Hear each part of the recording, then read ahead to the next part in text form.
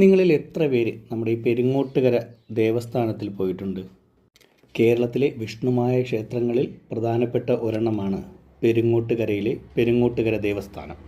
വിഷ്ണുമായ ക്ഷേത്രത്തിൻ്റെ മൂലസ്ഥാനമായ ആവണങ്ങാട് നിന്നും ഏകദേശം 2 കിലോമീറ്ററിനടുത്താണ് ഈ പെരിങ്ങോട്ടുകര ദേവസ്ഥാനം സ്ഥിതി ചെയ്യുന്നത്. നമ്മൾ പെരിങ്ങോട്ടുകരയിലുള്ള ദേവസ്ഥാനം ക്ഷേത്രത്തിനകത്ത് കയറുമ്പോൾ ഏതാണ്ട് നമ്മളൊരു സ്വർണ്ണ കൂടാരത്തിനകത്ത് കയറിയ ഒരു പ്രതീതിയാണ് ഈ ക്ഷേത്രത്തിനകത്ത്.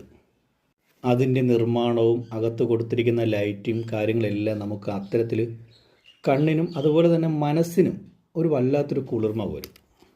നിങ്ങൾ വല്ലപ്പോഴും തൃശ്ശൂർ വരുന്നവരാണ് എന്നുണ്ടെങ്കിൽ തൃശ്ശൂരിൽ നിന്നും ഏകദേശം ബസ്സിന് ഒരു 45 രൂപ പോയിൻ്റ് നമുക്കൊരു ഏകദേശം 1 മണിക്കൂർ കൊണ്ട് നമുക്ക് ഈ പെരിങ്ങോട്ടുകരയിലെത്താം.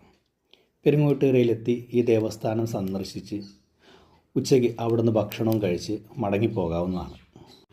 ഓരോ ദിവസവും ഒട്ടനവധി സെലിബ്രിറ്റീസാണ് ഈ പെരിങ്ങോട്ടുകര ദേവസ്ഥാനത്തിൽ വന്നു പോകുന്നത്. നമുക്കത് ആ ക്ഷേത്രത്തിൽ വരുമ്പോൾ തന്നെ കാണാം എന്തുമാത്രം സെലിബ്രിറ്റീസാണ് ഇവിടെ വന്നു പോയി സ്വാമിയുടെ അനുഗ്രഹം വാങ്ങിച്ചിട്ടുള്ളതെന്ന്. ഇപ്പോൾ സ്വാമിയെ കാണാനായി ദൂര സ്ഥലങ്ങളിൽ നിന്നൊക്കെ തലേ ദിവസമേ യാത്ര ചെയ്ത് വരുന്ന ഭക്തജനങ്ങൾക്ക് കുളിച്ച് ഫ്രഷ് ആവാനുള്ള സൗകര്യവും ഈ അമ്പലത്തിനകത്ത് തന്നെയുണ്ട്. ഈ വീഡിയോ കാണുന്ന എത്ര പേര് പെരിങ്ങോട്ടുകരയിൽ പോയിട്ടുണ്ട് എന്നെനിക്കറിയില്ല.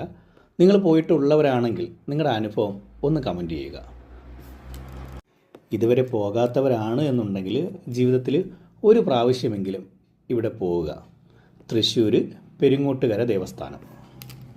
ഒരു തവണ നമ്മൾ സ്വാമിയുടെ ദർശനം കിട്ടിക്കഴിഞ്ഞാൽ നമുക്ക് വീണ്ടും വീണ്ടും പോകാൻ തോന്നും. അതാണ് വിഷ്ണുമായ സ്വാമിയുടെ പ്രത്യേകത. എല്ലാവർക്കും വിഷ്ണുമായ സ്വാമിയുടെ അനുഗ്രഹം ഉണ്ടാവട്ടെ.